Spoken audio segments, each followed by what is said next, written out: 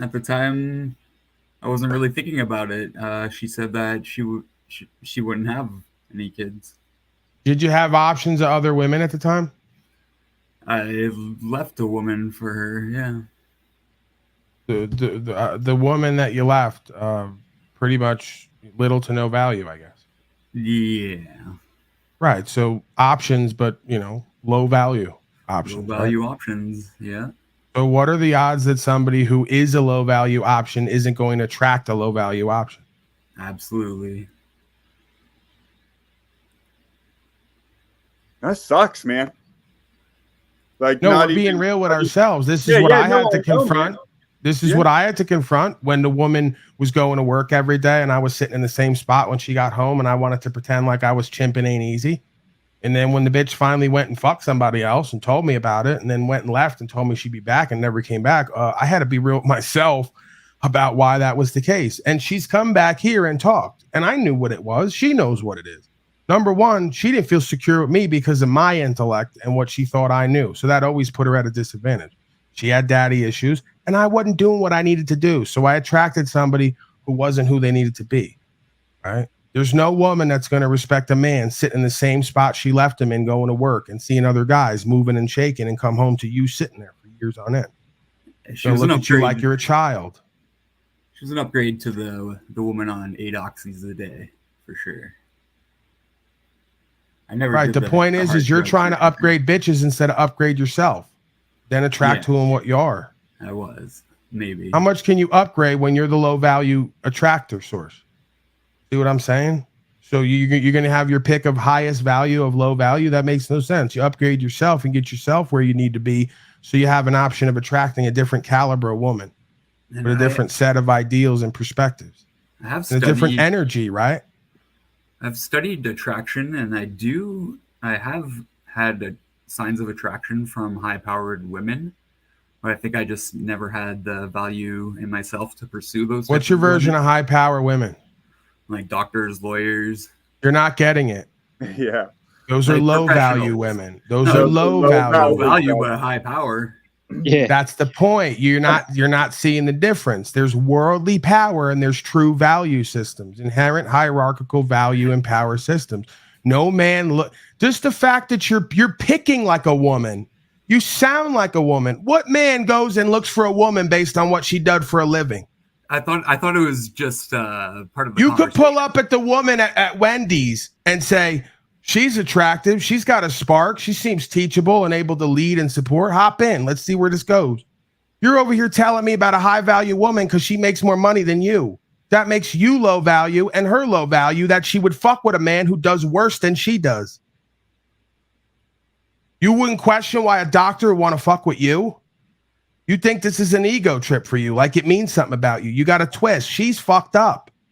That she would go become a doctor and a lawyer, try to be like a man, and then wind up being the man in the relationship, dealing with a man who's like a woman. Well, it was after I told her that I wouldn't let her speak for me and that I don't have any ID. She just seemed kind of intrigued. You don't understand. These are women who are not driven by inherent value systems. They're driven by wanting power. So the greatest power they can get is a little beta boy who cucks to them because they're a doctor and a lawyer. They've equalized with you. It's a twist, an ego twist. They want to be the men. They want to replace the men. They want to equalize with men. Someone who was equal or greater, someone that, or at least was different and interesting. Yeah, no. It's far more sinister, it would seem, than we ever want to like approach or understand or believe. This is like subconscious shit. You got women who feel inferior to men because of the way they've been brought up. They try to equalize with men and outcompete them in fields that are typically male dominated. You think that there's power in going to get a woman who's trying to be like a man while you're being like a woman. That's complete disempowerment. By telling her that I don't want to speak and that I don't have government papers. That you don't want to speak?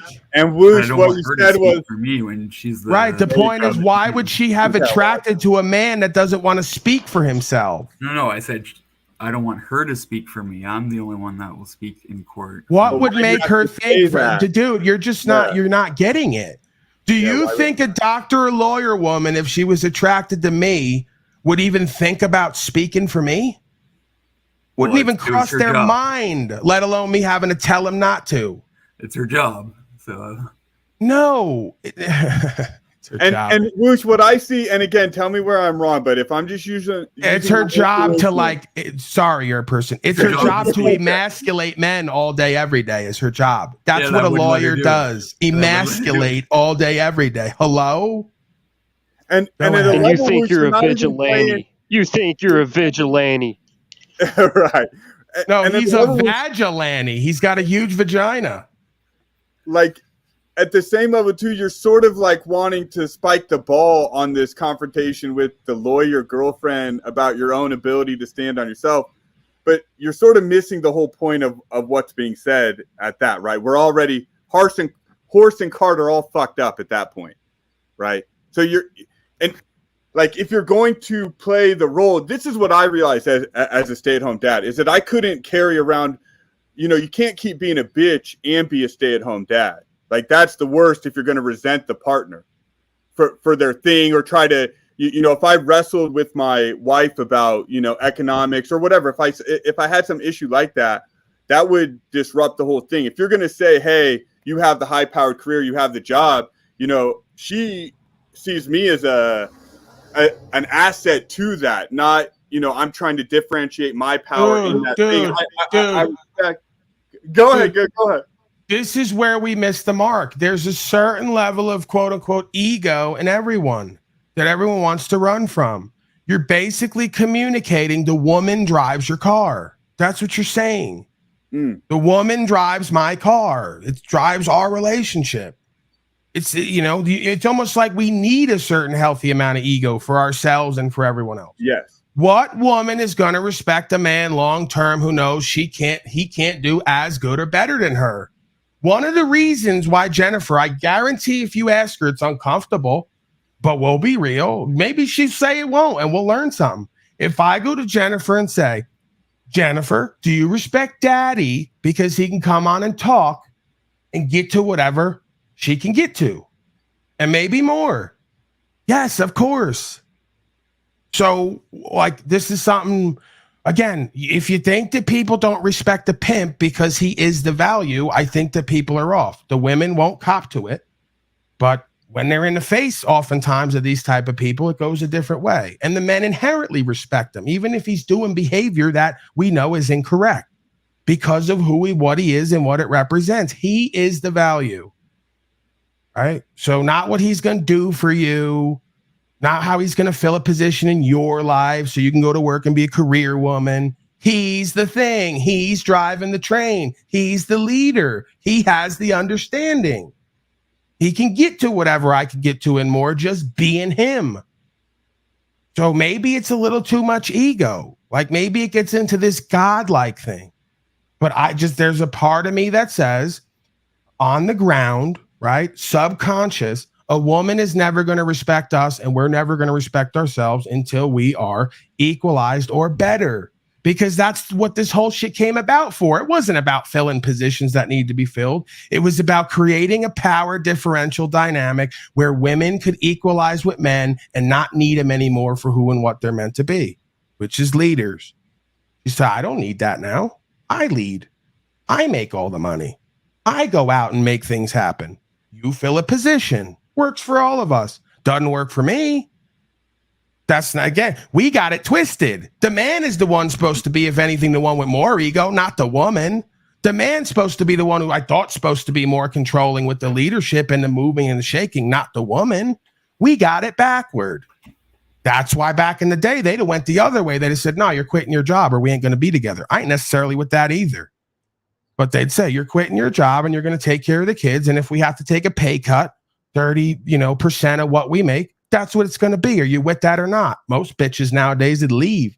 I'm a career woman. That'll tell you a lot about where you're at and where your position is. Her fucking career and her status amongst a bunch of other men is more important than how she sees you as a man and how you see yourself as a man.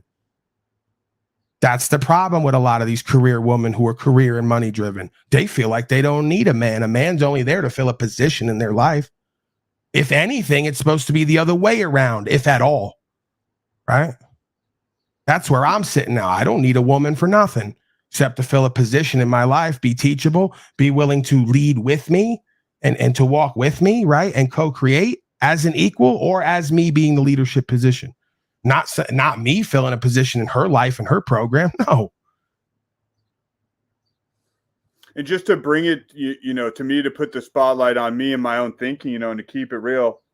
So I've thought about this. So I've had my own understanding exactly all what we're saying, right? But I got this moving train. I got this family that's in motion.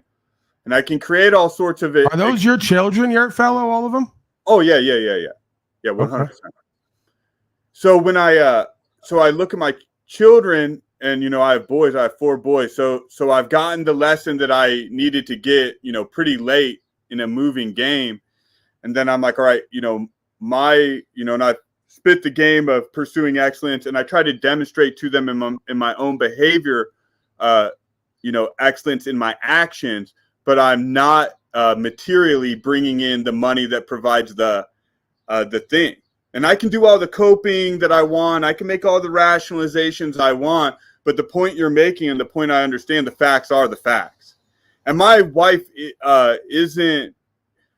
she has enough of, she wasn't the full corporate woman, that sort of thing. But of course, being raised by single mothers, we both have those complexes, right? I got to provide for myself. That was a big thing in her, when the divorce went, her dad was sort of like me, a ruffian and a scoundrel at some level, yada, yada, yada. But the point I would like a little words on is just, how do I demonstrate that to my sons? Is the only way, do I have to go out there and get Bro, this is the thing, your fellow. Let's go. You could argue, what would have grandma and grandpop used to do? Not that they were the most functional by any means, but grandma would have came to grandpop and said, listen, I make all the money here and I know how this might look and feel to you and others, even though it might be ego. What do you want to do about this? Should I work part-time? You go out and work full-time. We'll make up the ends meet. If we do it less, we do it less, right? She would come to him and say, how do you feel as a man about this and how you're perceived by yourself, me, and everyone else around town? They don't do that. They just go, you know what we're going to do. And you pretty much go, yeah, right? Because it's all about the money. So, hey, listen, I'd rather be all about the man's ego at that point than be all about the money. Hold on, to keep it all because then real, you're both going to get the twist anyway about the money and the ego, I would think. It was probably more my decision. I probably had a greater influence as the man and as the leader of our relationship in the way all that sorted out. Like my wife, my woman is a ride or die type. So we've had different times at life that we have sort of split up the work share or whatever. It has been that conversation the whole time. And we've had. So then what is it? So then again, this might not be like even about her, right? Because again, I don't know her. I don't deal with her. Yeah. She could be just playing whatever position is put forth. My question would be to you, why are you okay with that? What's your rationale? Because you might have some understanding I don't have about self and how it all mixes in. But you're going to tell me there's not a part of you that goes, I'm here with these children all day, every day. This woman's out doing whatever. She's surrounded by men. And she's the breadwinner, quote unquote, from an ego perspective, right? Because I mean, I've seen both sides of it, and there's a little bit of something that bleeds over. It's remote work at this time, but there has been times where that has been the case. 100%. That narrative that you're saying there. I think the issue for me is that literally I would have to work. There would be more time away from the home, and there would be a greater cost to the family in an attempt to capture what I think is the right thing to do from a man's perspective, as opposed to the real cost to the total family. And that's not you find yourself, right? It could be little shit sometimes. Maybe again, everything is prefaced. I'm the egoic bitch. Yeah, go ahead. So you're not going to tell me there's not times where you work your whole day and schedule around her shit?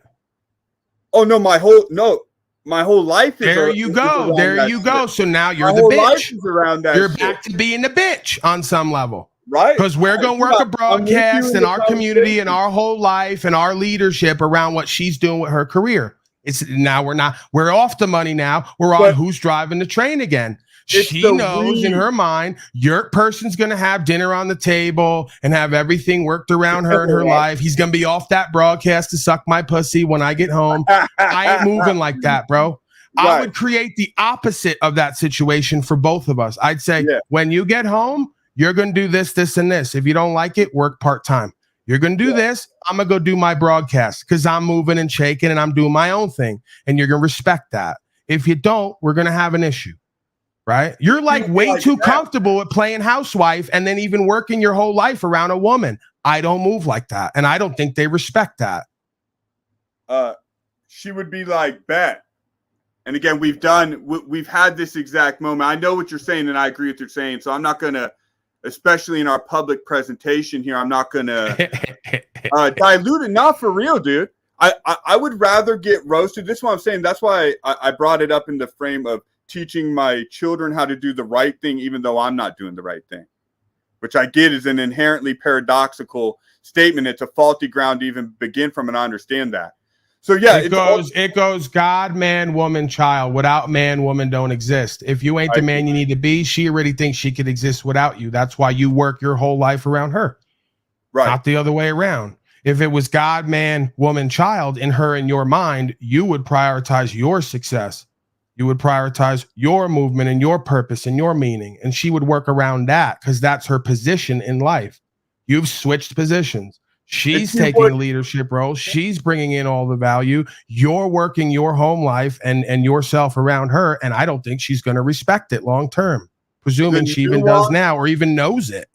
The nuances is as these changes are made, and these changes are going to be made, she's going to be eager and excited for them. But I will keep it 100% real that I think she's played that role so long that it's going to be a challenge for Bro, her. She wants that from you is what I get. She's like, what I get from you is she's been doing this so long, she's subconsciously tired of it, like I said with all the women. She's dying for you to break out completely as that man you know you need to be and command that respect. And probably fuck another bitch in front of her and say, you like that? That's what I get from you and her, because you say she's open to that or whatever. She's overly professional. She's overly masculine. She wants to see the other side of it, but don't have an opportunity with these bozos to do it. If you become that man, you're going to bring a whole other side of her out, and she's going to defer to you, respect you more. You're going to respect yourself more, and it's not going to be controlling and domineering and egoic either. It's just going to kind of work and flow. This is a man, this is a woman, right? I mean, I think so too. And I think it's a real conversation. I'm glad we had it, and I'm glad we went here because I think a lot of men are being set up for the similar role. I mean, again, it's not an excuse. I'm taking ultimate people pleasing, going with the flow instead of becoming the flow. You should be the source of the flow as the man. From where I'm sitting, my mom told early girlfriends to get knocked up. You know, to keep a ninja baby. My mom advocated that with women I was involved with. She told them to go do that. Well, there you go. Yeah.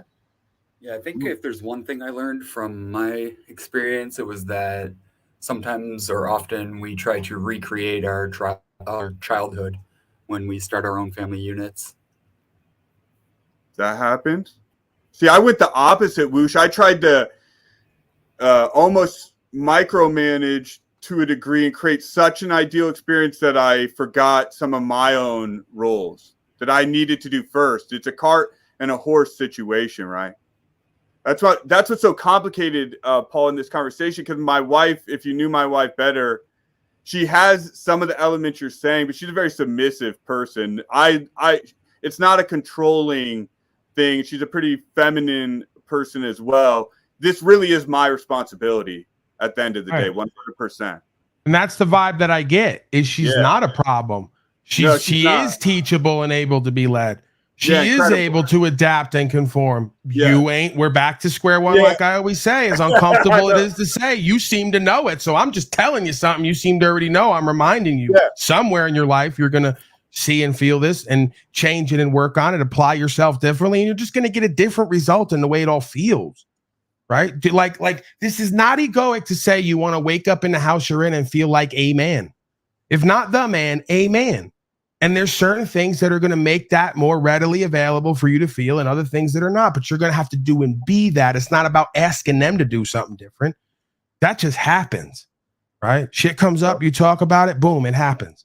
But it starts with you changing who and what you are and how you're perceiving yourself and your walk and where it all comes from. Because it's right out of the household we first experience, accepting less for ourselves and each other and thinking we're all cool with it. But something's off. It's not what it could be. You could feel it. It's not what it could be. 100%. And it's a real-time thing. And, I have a 12-year-old son, and then I have a 1-year-old son. And, this is a day-to-day real-life thing because she did make a corporate jump during the COVID thing, some tactical moves, which really worked out and have been a blessing on my family, a blessing for her, a blessing for other people she's involved with, all of that. But I have a 1-year-old son, and I am done. I have had these realizations, and I'm always going to be an active participant in my children's life and as a father. But I do want my woman home taking care of that child, and as the homeschooling. It's all become too much, right? I endured a situation that I knew wasn't an ideal, and it's become too much for me, but I just don't quite see the way to switch it up, because I'm going to be the point, bro. Corporate slave shit, man. No, this is the point. This is the point. You're on a fucking timeline that I see so clear for you. I don't understand why you all don't see it for yourself. You should have had her fucking trapping and stacking with all that big money she's making while you're bucking banging on here and showing up every day for yourselves and others to the point where she can transition. You don't have to leave the house, but you got your office. You do your thing. You laugh about it with her like I do with Jennifer. Hey, it's crazy. It's goofy. But you know what the other side of that is? It could be crazy and goofy. We'll still agree that I'm doing something on here and changing lives in my own life and hers. So if you got that, there's your power, right? I'm doing my own thing, my own purpose. It's bringing in something. The more you stick to it, create habits for success, the more you'll see value show up. You just don't believe it. And now I'm talking you into cutting into my action. That's how egoic and narcissistic I am. I've talked half a dozen people in here into trying to cut into my action when I could just come on and do my own morning shit, my own evening shit, 2, 2, and 2. Take everybody's numbers and fucking bag and walk off. I'm not doing that. But folks can't see the program, the process, and the plan the way that apparently I see it for myself and others. They don't really believe in themselves and what could be possible, right? If they did, it would manifest as a result of their actions. It is, man. It's fucked up. It's actually very fucked up. You got a whole bunch of people on this motherfucker, whether you know it or not, getting a couple $100 a day. I don't know what you need to exist. $200, $300, $400 a day, 7 days a week. Is that good enough for you? Right? So you got motherfuckers coming out here doing that. Steady. Right? Do you want to be that? If you want to be that, get that. Become that. Work it like a fucking business. These punk ass bitches come on here and got nothing to say. They're not hungry. They're not hustlers. They're not on the block trapping, giving these people some good product. They don't have it in their heart. They don't have the balls. They don't have the vision. That's the difference. I could have been somebody on the block with the shittiest dope in town, and I'm going to move that shit, right? Because you need something anyway. It's this or nothing. What are we doing, bro? I'm coming at it with a different energy. Take it today. Tomorrow it'll be better. All right, whatever. Right? This is where you're in a venue where like a couple thousand people are going, we want something, anything, give it to me. They're so metaverse fetamined out. And these folks can't even show up with the energy like they believe in their bullshit product they're going to have to give to them. I go, bro, I gave you the clientele. They don't even care what you push on them. Just have the energy behind it and give them something, right? And then promise yourself and them it's going to get better by the end of the month. And if you live that way, it will. And they're riding with you forever because you kept it real with yourself and them. You brought something to the table. You didn't bullshit yourself and them. And there's an energy behind it. And if you work it, it's going to get better. It's bound to. But what do we do, Paul? What do we do, Whoosh? Sometimes, tell me if I'm right or wrong. And Sean PinealPower, welcome to. You came up and get in on this because I bet you do a similar thing here, Sean. What we do is we over-intellectualize and we moralize. And we self-sabotage from that. Does that resonate with anyone? We over intellectualize, then we moralize about it. So like for me on the YouTube thing, I wouldn't want to ask for donations. I don't want to be accused of grifting.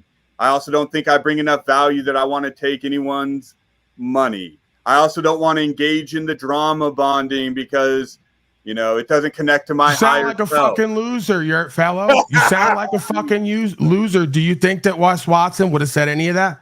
Nope. And then they said Wes Watson's egoic and selfish and narcissistic. No, Wes Watson makes a living doing what he loves to do because he doesn't think like a loser failure who's in his own way.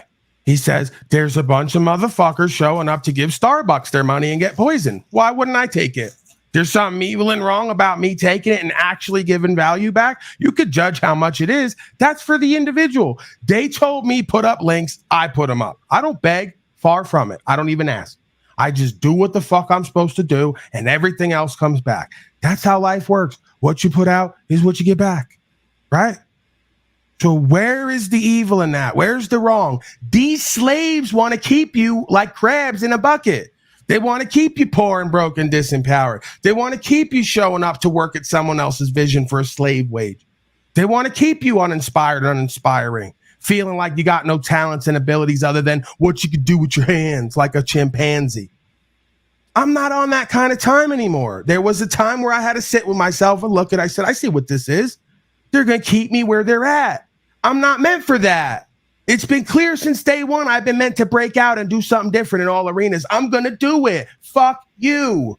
And when the day comes where you got to fucking beg me to borrow something because you're poor and broke and disempowered, uninspiring, and you don't bring any products or services to the community, but you serve other shitty products and services, I don't want to hear it.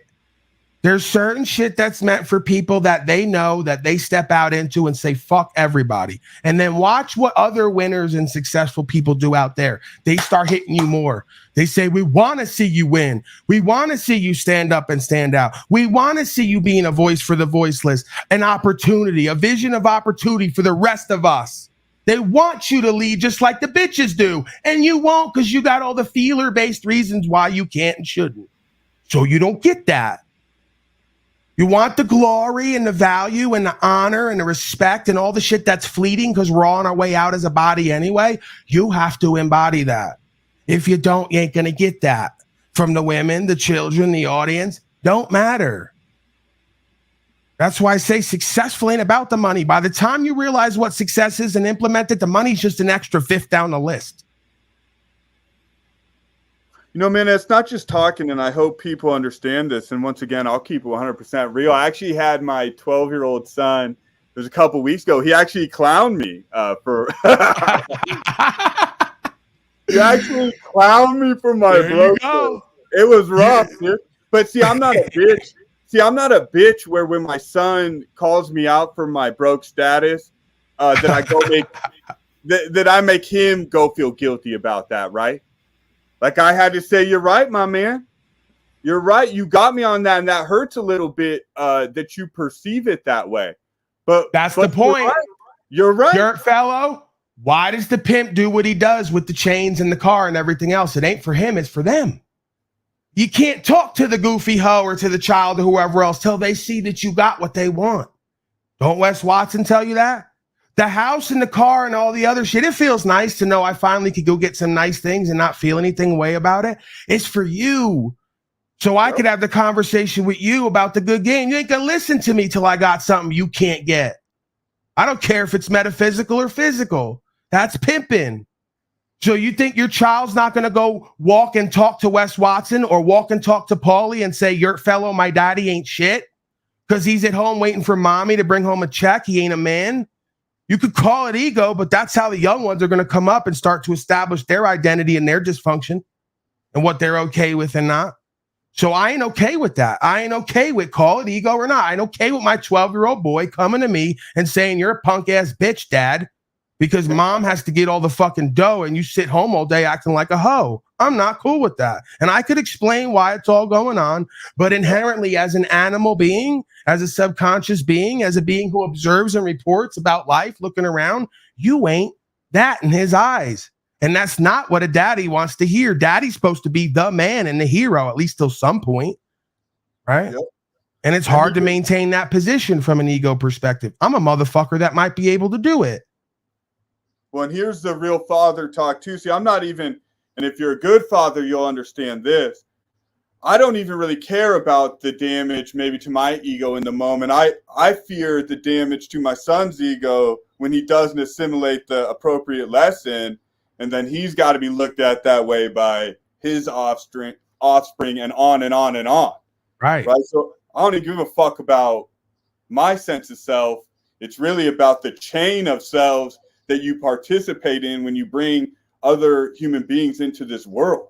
We're teaching them how to be a man or woman. And what you're teaching them is it's cool for a man to sit home and do little to nothing except cupcake and love and let a woman go out and lead and control the flow of value. Right. And it's, again, I'm not saying we can't get into a space where it's all good. Right. I could get with anything. My question is, why would I want to? I don't see the value in that for myself, for the woman, for the child, and for the future generations. Like you just said, call it ego or not. There's certain roles and positions it seems we're kind of meant to more play. We can move and change with that and be fluid and dynamic, but to what degree? To where we completely lose ourselves and our identity, whatever that is. You know, I mean, it's, again, part of this is about the individual and the individual beingness.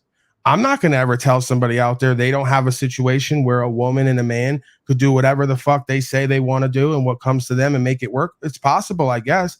But you just told me your 12-year-old's coming to you and punking you already. So you're going to wind up in a situation where another man is going to be, he's looking to get that validation and attention. You know who it's going to come from? Gangsters and low lives in the street like it did with me. Right? Yes. And it wasn't even for financial reasons. It was for other reasons because my father was, like the man said, a star fucker in a way. He wasn't thorough, right? It was all about the money. So he was the other way. It was all about running out, chasing money and pussy. I ain't telling people to do that either. You got to be a family man. A man who's not with his family and focused on his family is not a man. But the other side of that is there's certain roles and positions, and inherently we're going to be perceived a certain way by a part of ourselves and everyone around us, including the children. And then it's going to affect the way they make decisions. You might be teaching that boy he don't have to go out and do nothing and create nothing, right? Which is cool. If you teach him he could go in the room and do it off this fucking box. See how we can move in. We can move. But it all gets paradoxical. They're hustlers.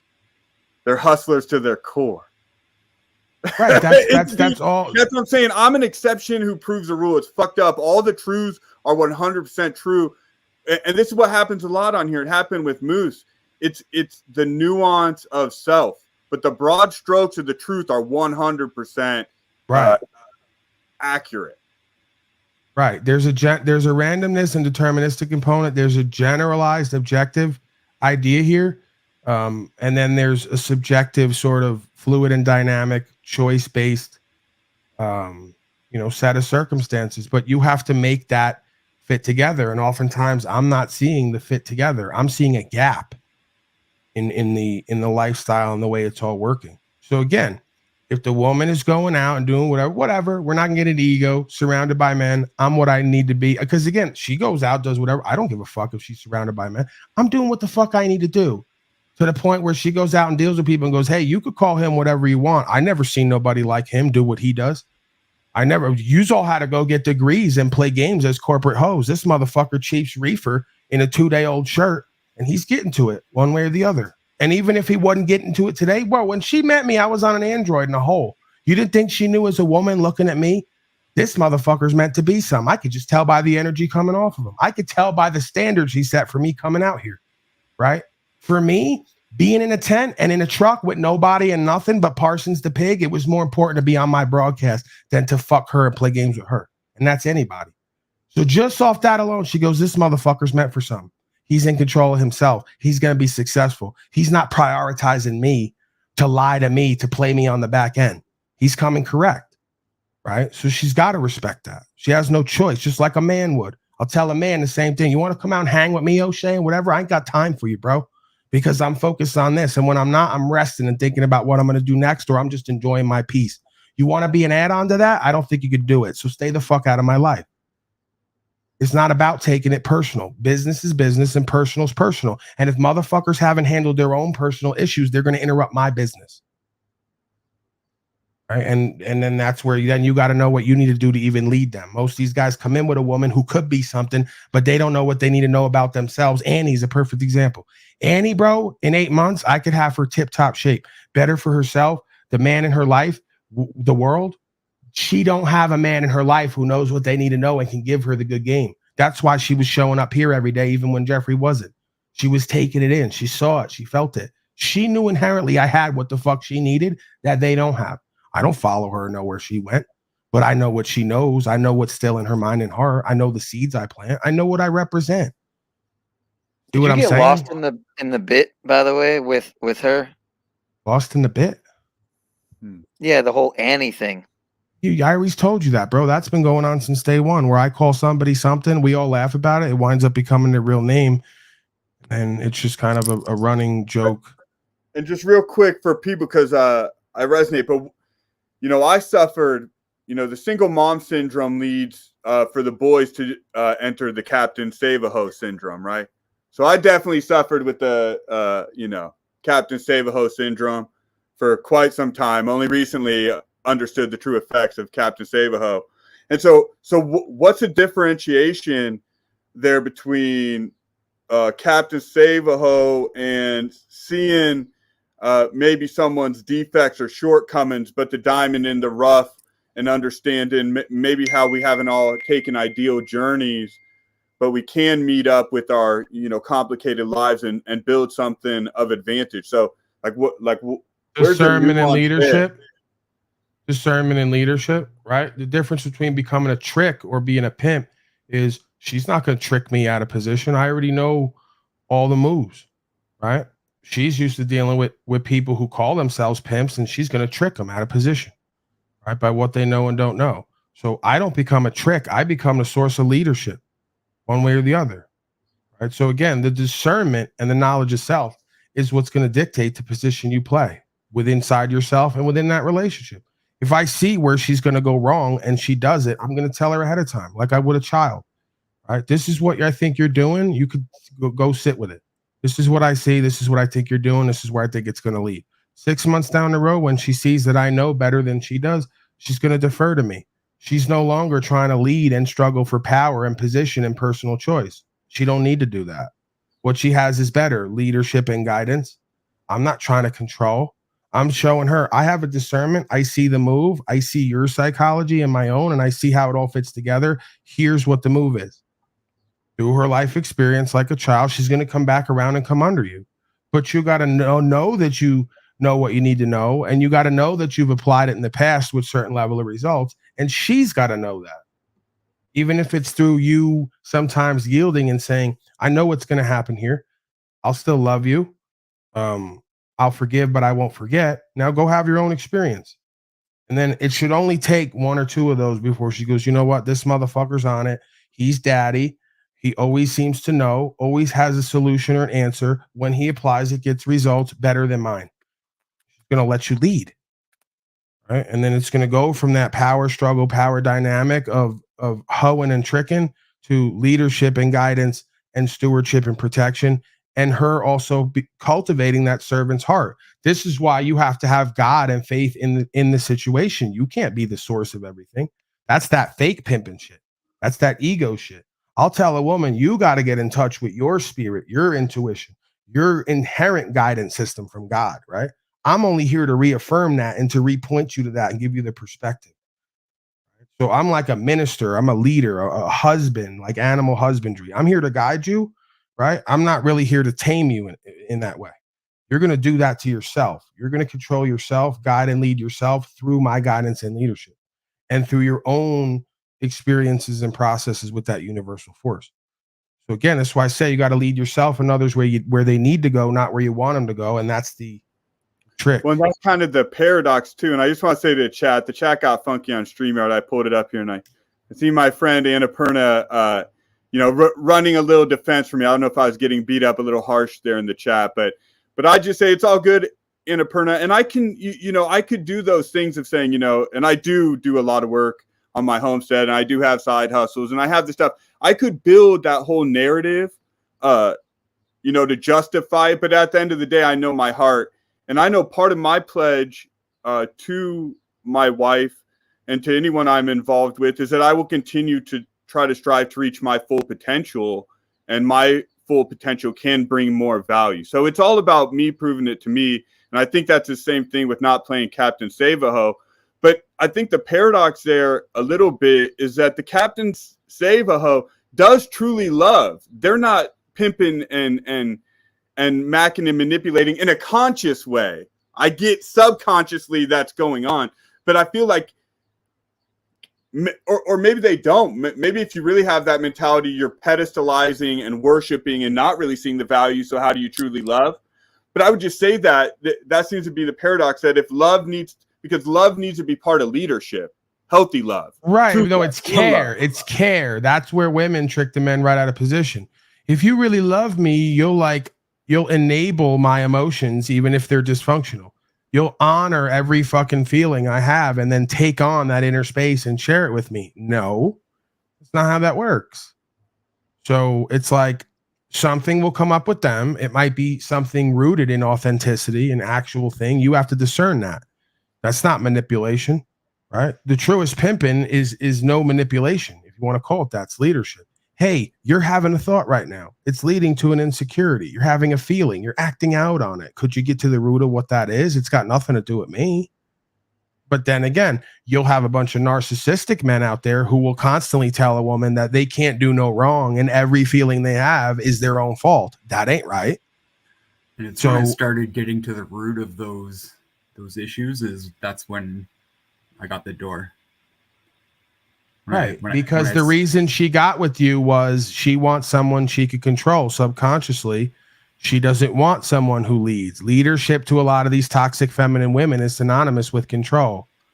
They see somebody checking them and holding them accountable in their ego to what's real and explainable as controlling and narcissistic. That's not the case. I'm pointing you to something in yourself that's a dysfunction for you that hasn't worked. That's why you're here having these issues again. So, we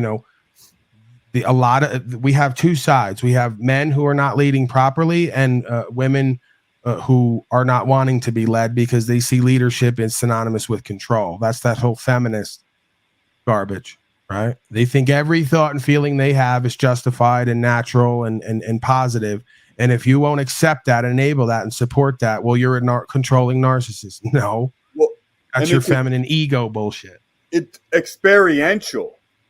So if women have good fathers and good mothers that lead them in healthy, trusting ways, then following comes natural. When you have people, narcissists, that are manipulating and abusive and flippy-floppy and, standards are all fucked, well, then, yeah, of course you're not going to follow anyone. And then that's what happens is we over-intellectualize, and we can see the framework of leadership, but we don't really embody it. So you can catch, you can catch someone with fronting that you have it, but you don't really have it. So you're always going to just achieve a level, But that's that other side where they'll say, I'm simping. No, part of leadership is knowing when to yield and not being consequential. You can't, the Tao says that, right? You govern a country or lead a country like a small fish. You don't spoil it with too much poking. So you don't sit there by any means controlling and dominating. They ask, they bring a problem, you answer. They go back to their life, apply it, get a result. Same process happens over and over again. That's leadership. It's leadership with yielding. I'm not telling you what to do and not do. I'm not controlling your inner space. You're coming to me with issues with your inner space. I'm not having those issues. Do you want to get to a place where you stop creating your own issues in your inner space with your thoughts, emotions, and actions and inactions? Do you want to be in control of yourself? I could show you how that's done. If you don't want that, then peace is not your greatest empowerment, in which case we can't work together. We have a conflict of interests. Peace is my greatest power, in which case I have to learn to control myself. So do you, man or woman who's ever in front of me. Do you want access to this life and lifestyle or not? If you want it, it'll be through working with me and the triggers and everything else. If you don't want it, I'm going to drive you away. I'll tell you right now. I tell everyone, if you're not ready for this and don't really want the learning and the growth, don't fuck with me because it's not going to be good for you. In which case it'll be good for you because you'll leave and then years from now, you'll realize what was going on. You'll go, okay, I got it now. Because there's always a path and a process, right? You can't run from it. I just facilitated hardcore in a short amount of time because I'm in this for learning and growth. I'm not in this for romantic love and emotion. Yeah, same here. And welcome Illumitami back. And who are you saying welcome to, Yurt fellow? You have truly provided Paul Unslaved with his next test. This is the only channel on YouTube that can host Paul Unslaved to a mere 50 viewers. What are you doing, Yurt fellow? You are a failure. You are a failure as a husband. You're a failure as a father. You're a failure as a YouTube channel. Again, we don't getting a little harder. Again, yeah, the Satan character there. Before we did this, it's suddenly not really. Hello. Yurt fellow yeah, the here. same character there has some points, but that's why, again, we're about working and growing and learning and what's acquiring. That, honey? No, I've got Paul Enslaved on today. Give me a couple more minutes. Oh, okay. So even Satan has issues with his mate and the whole power struggle. And yeah, this is what I mean. Would Satan be a stay-at-home dad or no on the stay-at-home dad? Yeah, it turns out Satan's a monogamy boy. Who could have guessed? That's just another fail. This is Satan doing Yurt fellow. I just don't have my music. Oh. The Leave It to Beaver sounding, rinky-dink neighborhood music. That's usually how it symbolizes me. But I thought I could just get by with the voice. It's Yurt fellow. Hello. Oh, okay. So be a little bit more clear, Satan, the next time you're going to do a bit, non-bit, because we thought that was you. It's as clear as A to Z. Right. Okay. There you go. Why the fuck do you still have me muted in chat? Now I have to come up here and berate your dirty asshole, Yurt. You can unblock from the channel, but I forgot. I forgot to unmute you in chat. I gave you a route to get back on my stupid show. I forgot to unmute you in chat. Honor. I was accrediting you greater levels of respect. You ever credit no levels whenever you say top 5 favorite. Illumitami top 5 favorite as he's blocked and muted. I'm just a ball of hypocrisy and cucking to my wife. Hello. Hello. Your pillow. Hey. Hello. It's just okay. Do you have anything else other than that? Hello, it's Yurt fellow. I've found myself a new challenge. I mean, everybody's all hell bent on destruction and recreation, and I'm like, I look for the nuance. It's like, can I take Paul back to Z while away from the Y? It's because it's like as he's here, it's like Y, and Y is for Yurt. Like, did you why enjoy this morning's talking? Hey, Tommy. Well, actually, here you guys go ahead. I need 5, but please carry your channel for me, guys. Please. Yeah, I would go ahead. Would you be willing to do that, Tommy? The 2 people that hold my fate in their hands, please decide for me. Flip that coin. We need to do one of these things so we can. Oh no, that doesn't. Oh, you're still trying to one-up me. So now you're gonna try. Right. You're gonna try to screen Illuma slavery as if today, right now, do something weird and awkward. I would like to operate in trust, but this guy. There's no trust here. No, if you want equity, you gotta come with it. Oh, there's no trust here. Well, that's why I was going to put the screen up. That's what I figured. So I don't know, Tom. This is disappointing, Tom. He's trying to block some kind of like gun show. I thought he was going back to the ways that he saw my cool meme edit and then failed at it because it ended in the giant mushroom cloud explosion. Yeah, man. Yeah, see, that's the thing. You're a fellow. Tommy does a gun show on channels with less than 40 live viewers. There's no point. No one's gonna see it. The wife let me come back on. I got 5 minutes, guys. Look, Moose is doing Yurt as well. Moose is also doing Yurt. No, he's not doing Yurt. They're all doing the same character indirectly. That's the thing. It's a bit non-bit. It's a personality bit. No, Paul, I think this is a shit non-shit. 10 minutes, so I only get 10 minutes, all right? Hey, can you guys donate and support me more since I've been here? And I've done a lot with the place. But Paul, if I donate to you, everyone will think I'm going to donate to them. No, they know better. I got to donate to Yurt, and I got to donate. Yeah. Thank you, Major. I appreciate it. I'm going to post my links in chat. It means a lot, Major. And credits to Paul, of course, because I don't think I would know Major if it wasn't for Paul. And Yurt, like, even if you are copying Paul, we already straightened it out. No stand-up Davey, no gun show. So At least So, I use an actual realize explosion Austin in my was- videos. Hey, Tommy, I didn't realize Austin was going to go to the bathroom and we were going to have Sean, Slob, and Paul off in the middle of the show. But since we're here, can you take your mouth off his dick for a second, Sean, and tell me how the weather is? The weather here is 87, partly sunny with some clouds. And am I OTW now or something? To give the random weather just out of Hey, nowhere? can we take this fucking screen down? I mean, come on. You influenced him, Paul. Take care of it. I don't know how to fix that. Everything I do, they always do and don't know when to do it and when not to do it. I got to teach these folks timing. If it's possible to teach that to someone. I mean, I you did got him to screw give up you the my fucking timing. keys, and then you got him to put the screen up. So like, get him to give you back the fucking keys and take. That's the thing. I'm not getting him to do anything. I don't get anyone to do anything. They do it because they know it's true and it's right. I'm better than them. So you do it organically and authentically, or not at all. It would demean me to beg someone to do what was true and what's right and acknowledge that I'm better. That's not as fun for me. See, he's catching him up with the layers. I think the truth is farther from that than you want to realize. Like the Tao would say, you're not the best.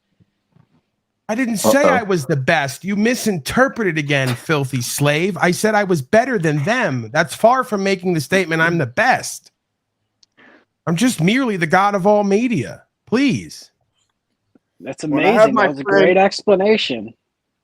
I have my friend Annapurna in the back, and well, now we know I've never heard anyone say I am your. Is that why you left for like 30 seconds, Austin? No. They said I'll come up and say I'm your friend, but you got to leave that nuke screen up so no one actually sees who I am. All right, just take the damn screen down. He's not going to do anything. I know my creature. All right, we've enemy for a while. I know his temperament. He's not going to do anything because you said so. You just said that yourself. No, he's not going to do anything. Yeah, it's not because that's the game, and I know it becomes that thing. Don't touch the stove, so they want to touch it, and then it becomes. Are you trying to flip this around like you're not the punk ass bitch hosting people that are reaming you in the butthole? He's flipping. Tommy, don't you get it? Oh man. The thing nobody gets is like I haven't even put out the anime crossover of how Illumitami and Delumination Rises have separated, and I'm just acting on it to use that footage in the anime crossover that's gonna show your why he has multiple personalities officially. Does anybody think this sounds a little messed up? Oh, see, Moose, you're doing the still standing on nothing thing. Yeah, he's playing the cards now. He's not playing the Illuminati cards. He's just playing Magic the Gathering cards. Hey, I'm sorry. My wife only gave me a few minutes. I'm going to trademark Jesus of Bethlehem. No, you're not, because you don't realize the same way. Oh, this is the great thing. This is where it gets good. This old man doesn't realize I have already removed him. He is hellbound as we speak. What was that term you had for wizard companion? Wizard's gonna give him a bone. Tommy will go. Wizard, he was talking shit about your companion in the chat. Humor, Moose, non-humor. Moose, satire, are you say it to his face, Tommy? You're always talking shit about people, but never say it to Wizard's face. You're such a baby. I did. Oh my God, that kind of is revealing in itself. Number one, I can't say it to his face because this screen. Number two, Wizard very much knows I painfully explained the details to him, not 20 hours ago. Now you're pulling an OTW on us, being a little puss. This is See, I say a lot. Hey, Moose, shut the fuck up. You're outclassed by everyone on this panel right now. All you got is talking over. If Tom says we're good, I'll put it down. On his word, I'll do that. Tom said this. Well, I wouldn't say I've been here hours because I won't be. I mean, who would? Chat. Right. Yeah, these and like I said, have been here for like 5.5 hours. Even out of the losers that are here, it's a low count for who should be here just over Paul alone. Okay. Well, they don't know I'm here, to be fair. Oh, okay. There was no troll marketing campaign like I like to do. You see, Paul, this is sort of the issue, right? Here's Tom telling me I'm not shit, that there's no way I could do this and make any money or provide. And Paul doesn't disagree. Well, here's the interesting thing. And I acknowledge right now. Maybe Tom is right. When Paul is here, when Paul is like here, we use words like charity, like throw the dog a bone. So I you're know. like the discount, And at least I respect. and he's like the big box store. The bone that's thrown, unlike some. I think that. And Moose, everybody gets it. You need something new, and it's not going to happen live. You need to go think about it, run it over a few, Ask your wife. Run it by the wife. I'm actually what can I do to be more interesting and entertaining and Yeah, exciting? I'm going to open up a coffee shop. I'm looking for some property, and I'm going to buy a coffee shop. I believe I'm going to make one, and I think that's interesting because I actually. Just shut up, Sean. I'm talking here.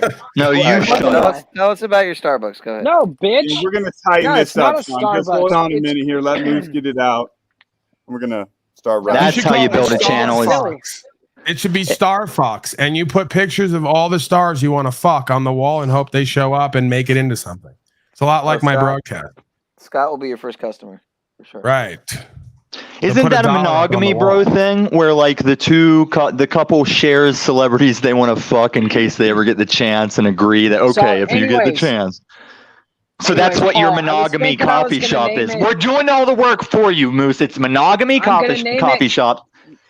You put pictures on the wall of the stars that you'd rather fuck than your wife. Cooter Jones. And everybody just agrees whenever they're there drinking coffee. Cooter Jones coffee. Yeah, that makes sense. Mm-hmm. Like I see a picture of Brad Pitt, I'm like, I'd rather fuck Brad Pitt than your wife, Moose, any day. I can see that, yeah. That's because you're gay, Tommy. But that makes that's the humor, Moose, is that I'm not gay, and I'd rather fuck Brad Pitt or let Brad Pitt fuck me. Well, no, than the woman you fucked. Steve Martin, I'd say so. Yeah. He is a wild and crazy guy. Pink Panther, yeah. Mm-hmm. When I was a kid, I watched that movie like, when's the Pink Panther already? When's the Pink Panther going to be in the movie? Oh, Moose, are you still here, buddy? We didn't see you there. Yeah, he's hanging out. He's hanging out. You're a fellow. I've been crying all day. Appreciation. Shut up, Sean. Nobody gives a shit about what you're doing. Man, God, Moose, you just don't know when to quit. All right. And to Jackie, in honor of your 333 subs too, because of course her name's Jackie 333. Straight simping, dude. But here we go. Yeah, I got to give a shout out to my contributors. Knees. Hold on, Moose. I got to give a shout out and appreciation to my only contributors so far. Mr. Jesus Major Christ, how did Sean take over the show? And Mrs. Jackie Fox 333. And congrats. The funny thing is, despite the attempt with the pictures, I was very much visible on the screen. Wait a second. Someone else is now? I saw that. And Tom, I know you're a quick dude. I knew you were going to see that, so I had to put up the one quick. Hold on. Put that damn picture down. Another person is trying to apparently successfully grift off the compassion and kindness of this audience that I call mine. Yes. It's fucking incredible. It's like every other day, somebody these people, a lot of them, they don't have a lot, and whatever they wanted to contribute was going toward an actually valuable broadcast. And now they're just giving out charity, cutting into what I'm doing, making a living. We'll see. And here's the thing: is I'm starting a new. This isn't good for these people. But I got to hear about my new grip. Oh my God, he's going to keep doing broadcasts now, just like OTW and everyone else. They're going to keep doing it because you sent $5 for their coffee. We can't keep doing this. It's not working. Who did he? I don't want to say how much. He's doing a broadcast to 7 people. It was a little with no content. You can't pay for this. It makes them think that it's okay. Their life is not okay. Deluma Tommy Rising. Shout out to them. I really it gives me some incentive to keep going. But I'm starting a new grip on Griff. Wait, what was the incentive, Sean? What was the incentive? Yeah, I actually started it. Hold on, I'm confused. I want to give some motivation. We get too many people in here. Everyone is a big star, and I want to hear what's going on here. And I need Tom to say that we're operating in trust, so we can just do dry grifting. He's dry grifting. Sean, were you in the middle? Sean, hold on, dude. It's more aesthetic. Hold on, man. I've lost this. I've lost control. This is sickening. You know what? I might take a week off. Yeah, it's been a while. 7 days a week. I'm taking a week off, and I'm really going to let you guys sit in it. Hold on, Sean. You were sharing the story.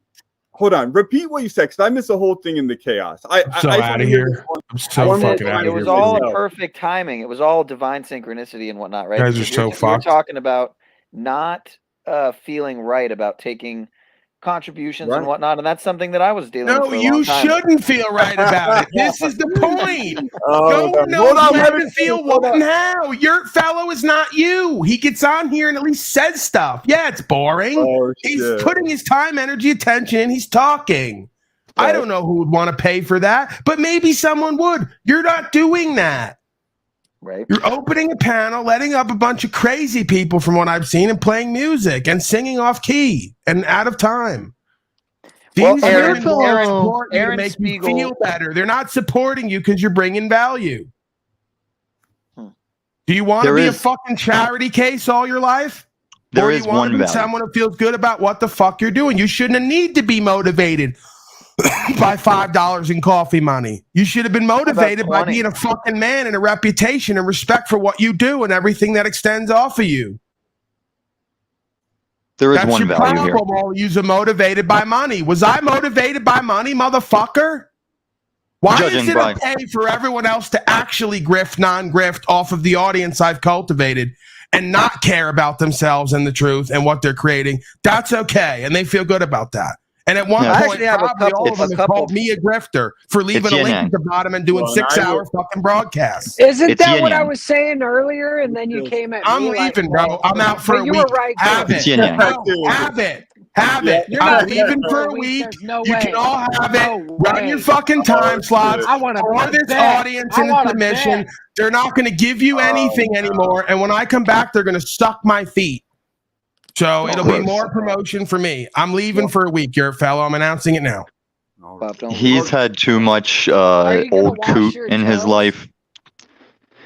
That'll be our loss. And I'll just he's had too much word wizard. I heard once you start your foot fetish thing, you've had too much word wizard in your life. You have to remove the word wizard in all aspects, as I will assist with in an upcoming project where word wizard finds that he was so enthralled with fighting the man's law that he denied God's law. I'm not done yelling at this motherfucker. Put us up full screen if you will, please. I'm asking. I'm not dictating. I can't fucking believe you. You had a nerve to go do a quote unquote grift, non-grift, which is an actual grift, not what I was doing. I didn't need to do that. I didn't make anything. I don't care if you didn't make anything yet. You've already made me uncomfortable and everyone else here. That's enough. Oh, he's talking to the center square. That you got any fiat? I don't want to hear it. Okay, like should Wizard is Wizard not entitled to get some contributions for? Wizard thinks he's an eager. Jack Talcott does more than my panel. You want to bring Wizard's name into it? This is how it always goes, right? Do you know how much we're in a fucking cell? We're in a holding cell, and you all want to bring other people into it. I don't give a fuck. I've talked about it already. That motherfucker, it seems, got too much and went a different way. Dude, do you know how much Bella Delphine made on her bathwater? No. So you don't think Wizard's every entitled single to some one foot of money? you I see that gets an opportunity to make a few bucks starts going that way and making it all about that, to the point where you will even start interrupting what the fuck I do and what I'm doing to push the same shit you always do, which is your source of power and value. I've watched all of us do it. I've watched all of us do it. I yield. I think the place you're most valid in your current argument is in your own house. I will come to your and wreck as many times as I can get on here. Listen, there's a common theme here, okay? You want to call it completely straight? We'll start with Paulie Boy. Keep it in the eye. Paulie Boy's been a loser failure most of his life, who was a lazy fuck that had to learn how to work hard and love it. I see the same pattern in a lot of motherfuckers attracted to this place, and I don't like it because I ain't that way no more. All right. So if you're going to embody all the shitty aspects of me that you've been attracted to me for here, don't. Because it's only going to remind me who and what I don't want to be. And you definitely don't want to be it because it wasn't a good picture. The reason why you're here now, because I stopped being that. That's why you're attracted to me. Objection. So you want to keep identifying as the loser failure we've always been, or you want to rise to the standard and occasion that I'm trying to set for myself and others? Your choice. When will you rise to this standard you claim? If folks had an ability to create a living for themselves on here, they wouldn't be with their partners, a lot of them. They wouldn't be in the shitty house that they're in. They wouldn't be in the shitty neighborhood they're in. They wouldn't be so angry, bitter, and resentful. And they wouldn't need to be next to me to find another alternative source of value. Let's keep it all the way real. The motherfuckers who are successful in my chat don't even type. When they show up on panel, they don't even. If they do, it's from time to time to have a conversation. Then they're back to whatever they're doing in their life. Folks on here don't have that, a majority of them, and you ain't going to convince me you could or do. You don't. Because the way you live, I know you don't. I do agree that no one will convince you if you remotely think that someone might be far more successful than yourself. You will go tooth and claw to deny that. There you go with your egoic twist again. Fuck not. No, my truth. Gotta be about my truthy twist. I wasn't talking about you. Not at the moment. Not at the moment. You threw yourself into it, so it must apply to you, because I wasn't even thinking of you. No, the way it applies to me is you've said this all before, and you're just picking and choosing. Let me finish, Senator. Let me finish, Senator. This is not your house. This is not your house, Senator. You see what I did? Fellow, will you shut him up, please? Because, you know, he doesn't do things because you say to do it, Paul. Paul, you just said, Paulie, you just said people. We're going to do this 1 second. Who could have seen that coming? Just 1 second, Paul. We're going to clear the house for 1 second. Fucking Moose, what are you laughing about, Moose? You fucking asshole. No, don't build that narrative in here, man, because I'll say the same thing to Tom I said to you, is that, man, if we start playing that game, who's censoring who, then we're off the fucking rails. There's no point to continue the conversation at all. I would. That's why I was laughing, because one person saying, hey, censor the other guy. You're throwing gas on that talking point when my true objective would be to have all these people vocalizing their ideas and opinions. So it's not my wish to let Paul filibuster you, or you filibuster Paul, or Tom filibuster all of us, man. So don't fuck. That's fair. It becomes that dumb but shit. Now that you stopped everything, so now everybody's got a reset. Now they can go at it. Nah, it's just, I want a one-on-one. Okay. I want a one-on-one part. Okay. You want a one-on-one? Frankly, I want a one-on-one part like that. I'm a little punch drunk at 6 hours. This has been a great. No, if you do that Moose thing to me, I don't have to filibuster and lose my shit. I think I'm going to go do a broadcast because I'm neglecting my work and my broadcast for complete nonsense, as always, which is a violation of my rule. Let him go, and it doesn't seem appreciated. Ever. No, you're very appreciated here. I don't know. It doesn't seem appreciated. No. Don't do that. See, man, this is your right. I don't know. I'm an hour behind on my schedule now, fucking off with Illuma Slavery, who has nothing going for himself other than Catcoin. Right. But he doesn't embody. He doesn't embody what I was talking about that I wasn't thinking of him about. He definitely doesn't embody it. Yeah, just keep talking. Like no discernible talents, abilities, skills, or way to serve the community without being perceived as an insane person most of the time. Yeah, he doesn't embody that at all. He's Catcoin guy. Yeah, because he wasn't talking about me. Right. You are lost in your own thoughts. Listen, I pretending to be a father and businessman, but wouldn't be anywhere without that woman, I suspect. Didn't you say you were just leaving? It's the same themes over and over again. Like right? You've been threatening, even back before the mushroom cloud. You were threatening you were leaving. I was that person right before I started all this too. It's weird. You were never anything impressive. You have yet to be, and I'm going to show that. Got it. Well, you're still able to show all your hating. You don't have to do it on our panels with this community. That's the point. I do.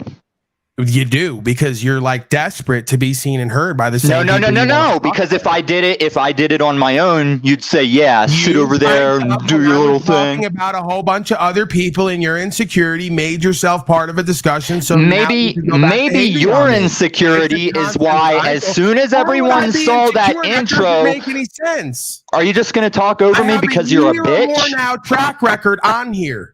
You're the fearfulest. You are the most fearfulest man on this panel right now. I'm not the one going to other panels begging for shit and promoting shit.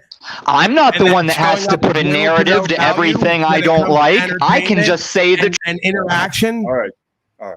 I'm not doing any of that. It became repetitive there, and I've seen you guys get dynamic with each other, you and Tom, where you guys start actually operating. and it becomes pretty interesting because he's a pretty fiery, smart dude as well. But we have derailed completely here. We busted out the drama bonding. We all got deep in that dope for a second, and now look where we're at. Where we were really having probably one of the most important conversations that we could have as grown men with as always. Another. Yeah. I was leading. And I know we got to let the dogs out it, and then the loser failures detracted from it, as always. There's a theme we haven't seen before. I was leading one of the most important conversations we could have on here, and some loser failure thought that it'd be prudent to just interrupt it and pipe up and give some non-experience that we can't apply. I am the god of all media, and if you interrupt me again, I'm gonna send my goons your way. Tommy, you got no, I don't have goons. I don't have goons. You're singing the song. Wait, never mind. Sorry, wrong song.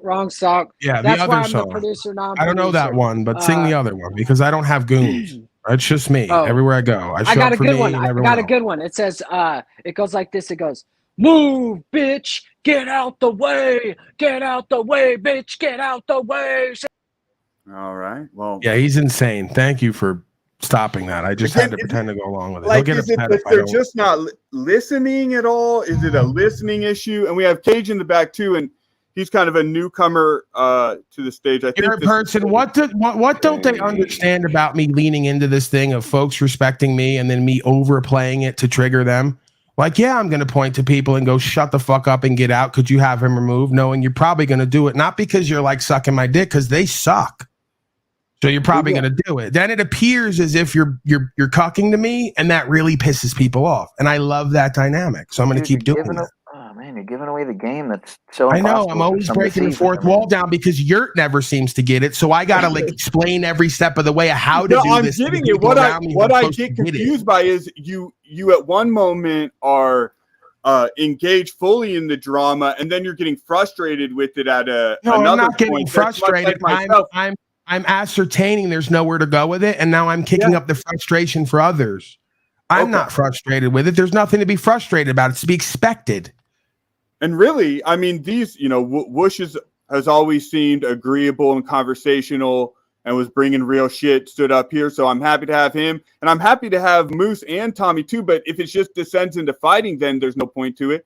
But yeah, I would like to prefer to keep on real subjects that actually matter to us as opposed to metaversal shenanigans and all that. But that is sometimes what's peddled, right? So it's like, I can't, Well, it's like yesterday, two incidences. One of Jack in London McLovin. He had a thing on the ice wall. I saw all that. You spent 45 minutes talking about Jack before they ever got to discussing the ice wall, and they didn't get to discussing the ice wall until after that 45 minutes of talking about Jack, and then Jack left. Then Tommy yesterday on HMFIC of Steve, DD214, he does his Friday nights thing, and it was about the flat earth thing.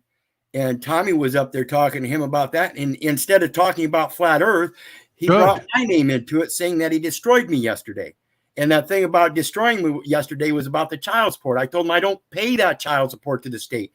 And he went off on this thing about, you don't care about your mom, you don't care about your children, and said he destroyed me. What he fails to realize is I don't. You ever think they're distracting you because they don't really know anything about fire? Hold on, everyone. Just 1 second.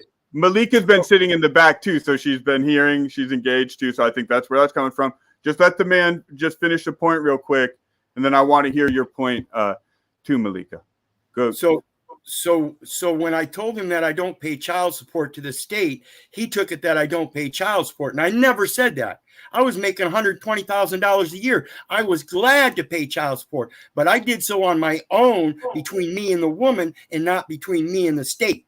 Okay, now, Wizard, here's where I've not done it enough because I've been too nice. You were making $120,000 a year for how long? 10 years. Okay, and what do you have to show for it? Nothing. And there you go. And that's my point. You got folks on here who, even when they were making a decent living, have little to nothing to show by the end of their life or coming to the end of their life. That's a them problem. Mismanaging your own affairs, time, energy, attention, and resources. I don't have that problem nowadays, and they can talk about my daddy and everything else. It's bullshit. Same here. Been 7 years and had no financial difficulties. I do it all on the private side, and every last bit of it's been successful. Even the bench warrant that they put out on me a year and a half ago, and they still haven't come get me, because I've been in communication and let them know, if you do, that's a violation of international law. That's kidnapping. Come get me. And they haven't done it. They know exactly where I'm at. I yield. All right. And Malika, go ahead there. You were mentioning distraction. And we are going to wrap. I am going to wrap this up in like 10 minutes. As always, I thank everyone who came out. Special thanks to Paul and Whoosh. We were getting to a lot of this, the stay-at-home dad talk. It seems like everybody already knows. That it's a distraction. Oh, we got a little feedback. You're right, Malika. We do know it's a distraction at a level. That's true.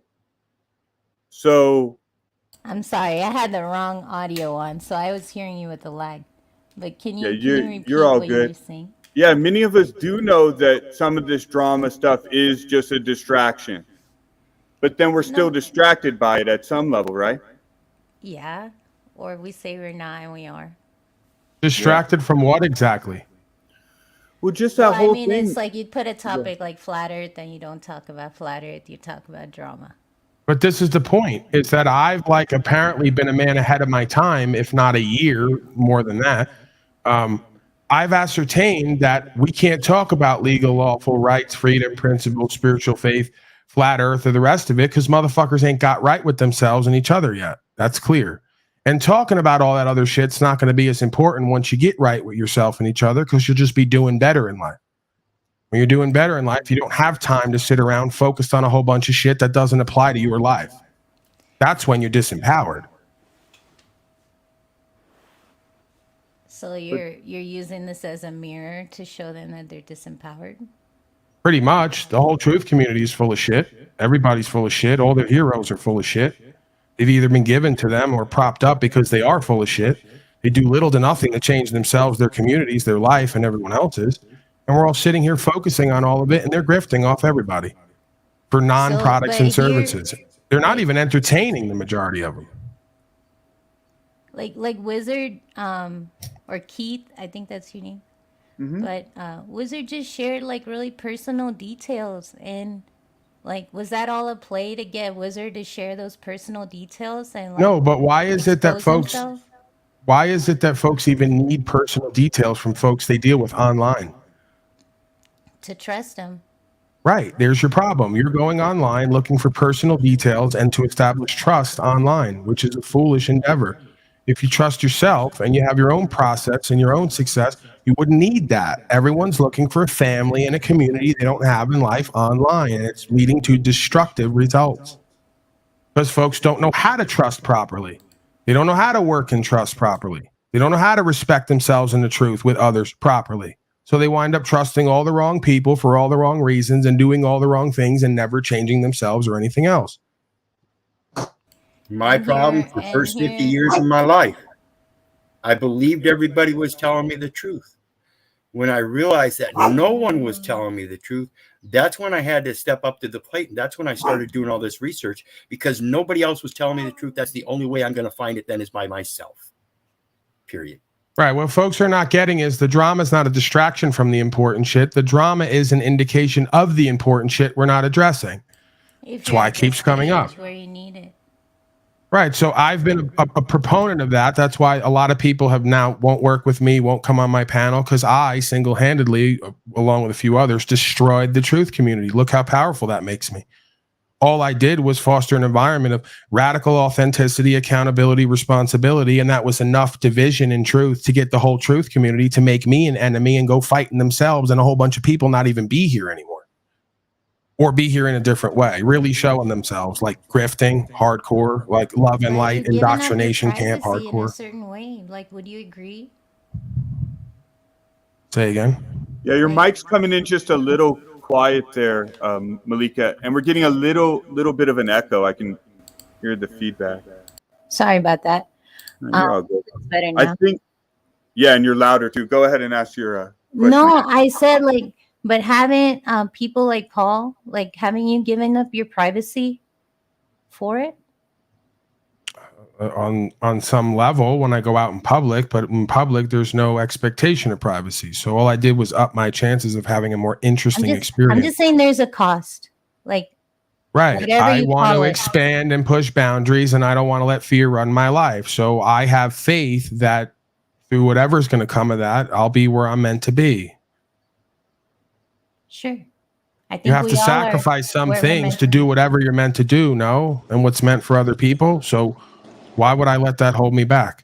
I've had a couple experiences out in the middle. I've had a couple of experiences out in the middle of nowhere where folks came up to me and had good things to say to me. They saw me on much here. love, everybody. You're talking over me, and you're a disrespectful bitch. And you're someone I want to come up to me in public so I could deal with your bitch ass on live. I'm tired of you little boys on here. Tired of you faceless, nameless, purposeless little boys on here. Show your face. That's where we were going. You have a lot to learn, Paul. Show your fucking face and look me in my damn eye, or I don't respect you as a man. People know what I look like. It's the last thing you'll see. Enough. I respect women on here more than I respect you little boys. Yeah, not that it really matters. I wanted to get to you, Cage. I wanted to get to you. And I'm trying to take this in an actual valuable place as opposed to just a war of rhetoric and slander between two strangers, essentially, on the internet. Strangers to me, strangers to each other, and all this. We were talking about masculinity with Whoosh, and that's when we were on the road. And then we got to this point with Malika about privacy and the cost and the investment here and all of that. And that seems to be a distinction of a man, right? That he'll pay whatever cost for his principles, right? If a man has a principle, then he should be willing to pay whatever cost is required to live in that principle. That's one idea of masculinity, and it doesn't just apply to men. But I think it's also a way to get baited. I'm sorry to interrupt, but it's also a way to get baited. Like when they say chicken in Back to the Future. Right. I'm not saying like I'm free of that. I have that in my own way. I'm just saying it's a price. I agree. It's a price. You're presuming that like, again, from my perspective, martyrdom is the highest attainment for a quote unquote spiritual warrior.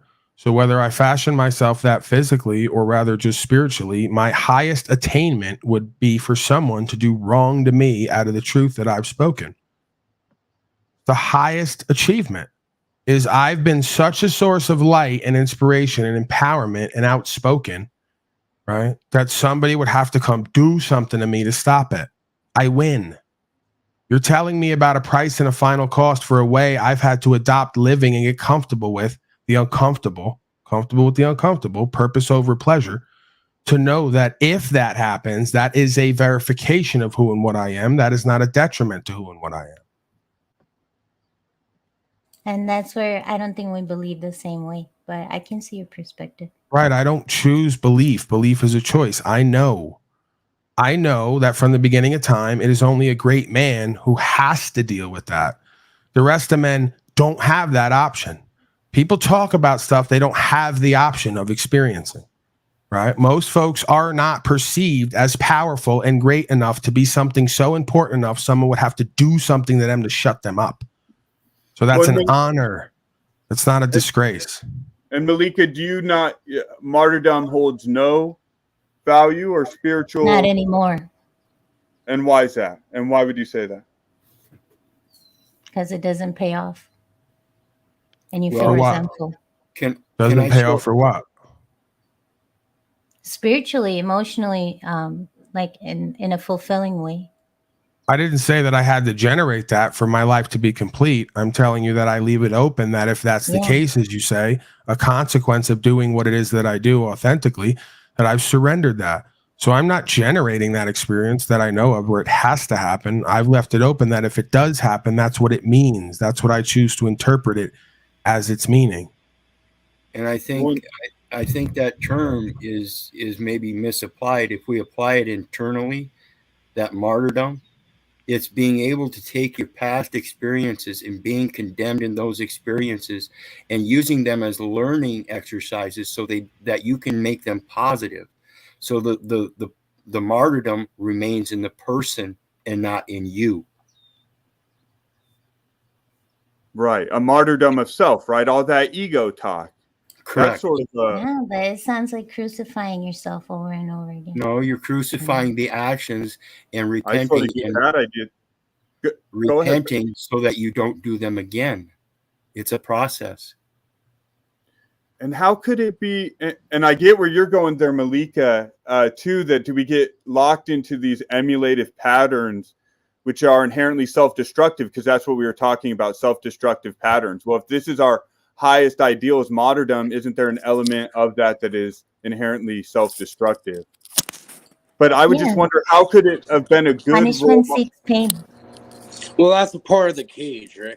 What they're trying to do is like even like the highest moral thing where you can sacrifice yourself really leads to the same exact thing. You know, it's almost like Hegelian dialect, you know, with the thesis, the antithesis, and you know. But this seems to be I'm going to listen to someone who masquerades with no face online and no name as some esotericist who doesn't know the difference between a dialect and a dialectic. You're an idiot. Get out of my face. I'm tired of you false, claiming, fake, half-assed truthers who masquerade as so wise and intelligent and are always on your own undoing by speaking a sentence. It's like it's the dozenth time you've said that word and still haven't looked it up to figure out the difference. I'm tired of you YouTube preachers who watch videos and go regurgitating what you thought you heard. We're not going to. You don't live anything. You don't walk anything. You have no first-hand experience, and you can't talk about it because you haven't lived it. So keep telling us about a Hegelian dialect. Today, brothers and sisters, I like to pray for peace. I didn't live like you. I'll tell you that. All right, 1 second, Case. You couldn't live like me. You don't have the mind, the heart, or the balls, or the will to live like me. We know that. I'm not stupid enough. I don't have to go through all You're not courageous enough. How intelligent You're not courageous enough. Courageous is not stupid. You have no idea, bro. We can't get it on the road. There's different degrees of everything. But see, Cage, you're the lowest degree of punk-ass coward with no name and no face online. I'm known by everyone who's here for what I do on the ground. Let me do the right. 1 second. That's fine. You're a punk-ass coward and you have no legacy, and it's that simple. I'm gonna wrap this up, Paul. Go ahead. Final words, Paul. I'm gonna let Paul have the final words here for a minute. Then we're gonna go around the room so everyone can get out their shit and it's not just combative. Because you two are locked now, man. This is dumb shit. Because there's an issue. It always goes to this because we can't have a good conversation. Yeah, but you came in trying to have a good conversation. But as much as Paul would be responsible for that, you would be more responsible too. Because and I would say more responsible because Paul was demonstrating with Whoosh and me, like we had like an hour and a half. By ignoring it, I'd be also responsible too. There you go. So he just convicted himself again. Every time he comes on panel, it's simply to outdo me, to correct me, to show everyone where it's the same theme over and over again, and they don't understand why I receive them and deal with them the same way every time. Because you can't solve a problem with the same level of consciousness that created it. It's a law. I'm not going to deal with you in your state of consciousness when you won't change who and what you are and your intentions to get a different result. That's a you problem. All right, but check this out, Paul. How do we differentiate between what he's doing and what you're doing outside of I see you do the other thing? Right. How do we differentiate other than the fact that I live my information and I'm not talking out my ass? I don't know. How do we differentiate? That's what I'm saying. These people would all say you're doing the same exact thing. Right. And then there's proof of claim and then there's just false claims. Right. And so I'm just asking you to, because I get confused in that. What's the difference between looping with these dudes every day here and somewhere else or anywhere? Like, should we loop with Cage or not? It's about what you're feeling in the moment. What do you want to do in this moment? It's not about what I want and don't want. Oftentimes, I don't even consider what I want and don't want. He's here. He's going to do what he always does. I'm going to use him as content. We're going to generate an experience over again. He's going to convict himself on record with the universe, get more punishment for whatever he does. It's court every day, all day. The same docket. Here's the docket. The same list of losers you saw last month. Right. They're going to go to false claiming. They're going to go to doing what they do. They're going to get slaved up universally by the law and the language. And we're going to move forward. And then somewhere in between, we're going to have real conversations with real people who want to do real growth and development. So it's all the things at all times, depending on what presents and where you're at with it. Would you tell your son to loop with people like Cage on the internet? I wouldn't tell anybody what to do and not do. No, I'm saying, okay. I tell people what I do and don't do and how I perceive them. I don't tell them what they should do and not do. Hey, my wife said I've been on the internet too long today, guys. All right.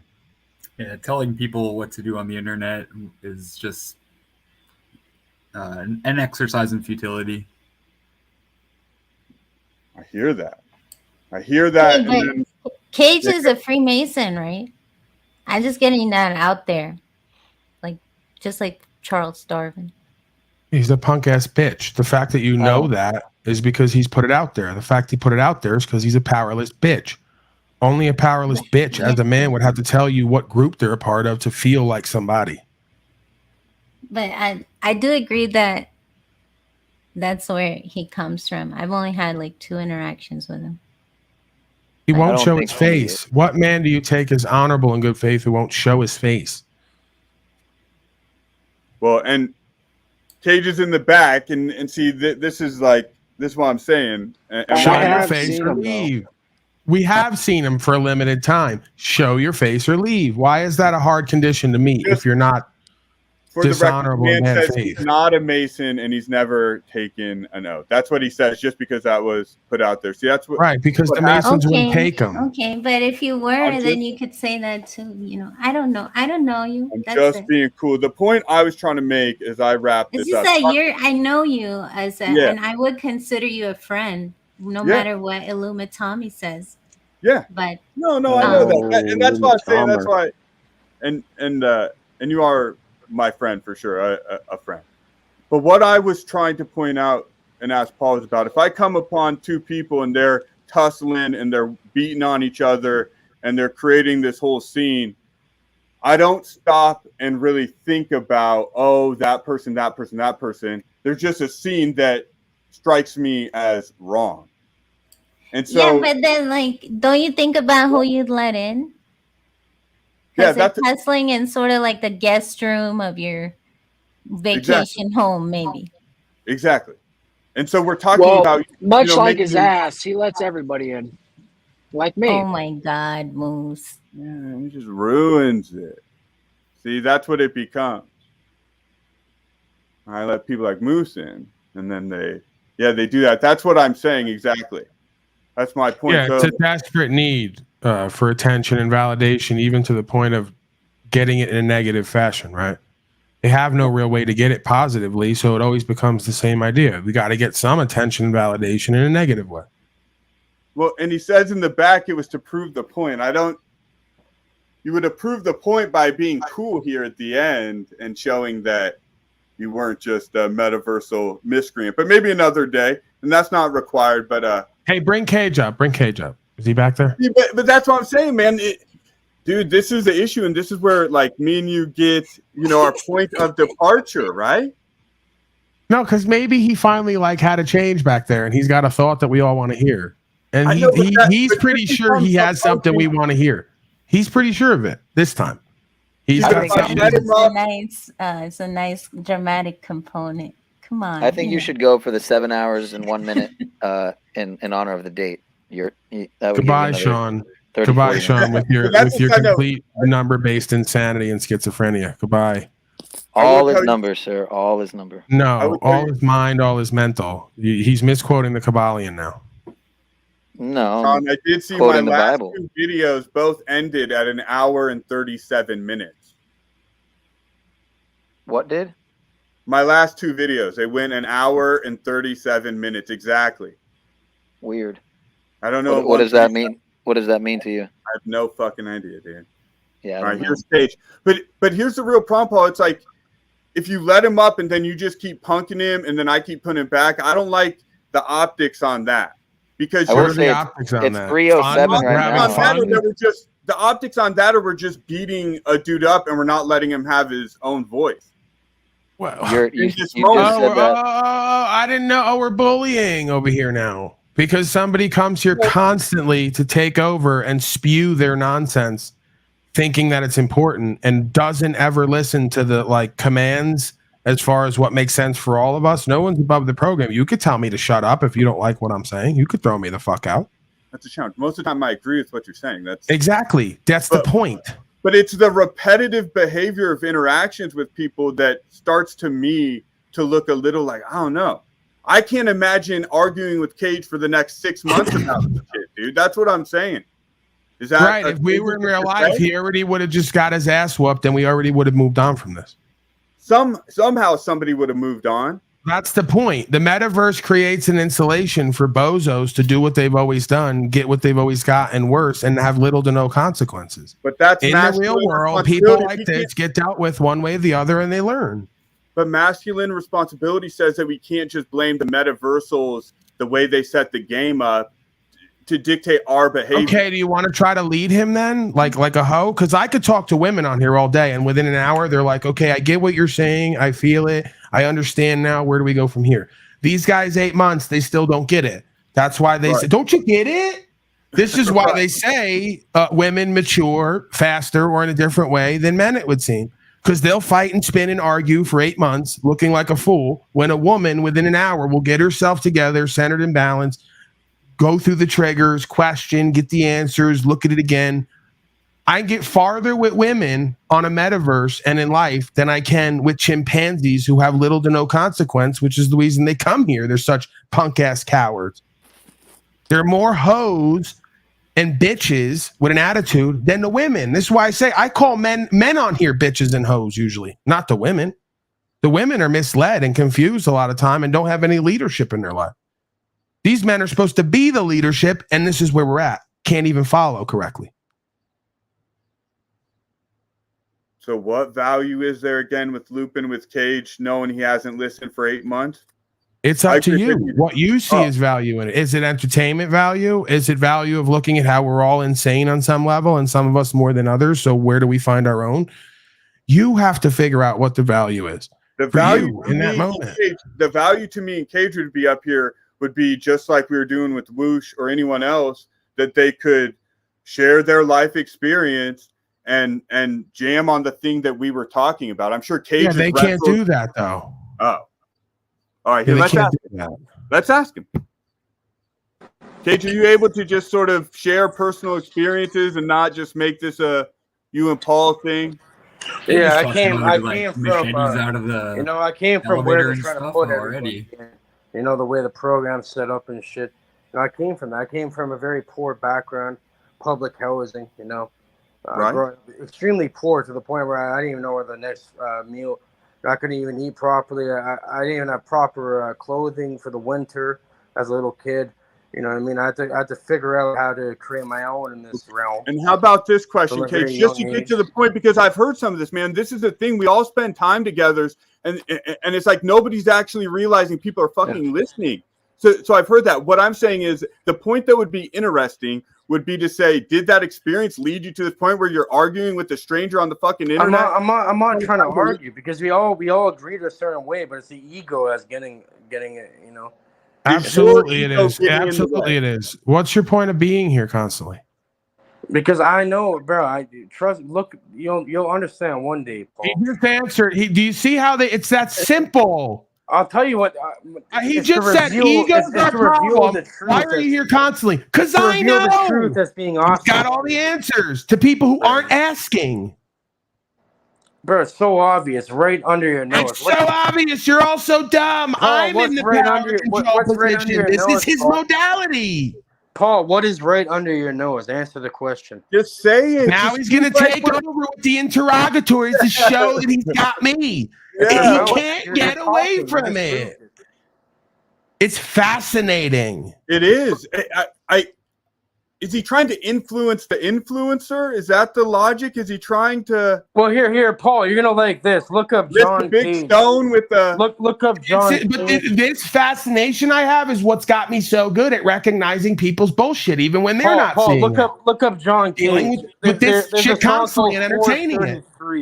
And you know the I whole don't song care. I didn't ask. I don't believe you. You're not credible. I'll do this for like 8 months. Like I'll do this for like 10 years with my own father, right? This is what got me ready for it. My father does this shit.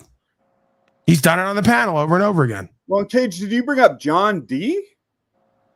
No, I'm not talking about no. I'm gonna go eat something. You get somewhere with I'm gonna wrap it up too. I Cage. can see you get sucked into the vortex. So I'm talking about John Cage, and he's a composer, a classical musical composer. And one of his most famous songs is called 433, and the entire song is silence. It does not make one fucking peep. I think I've heard of that. Yeah. Yeah. It says a lot more than anything will without saying anything. But that's kind of corny, right? Artistically, Cage. I think. I've heard about that before. That symphony that's just silence. I've read about that in a minimalism book or something like that. I recall. What?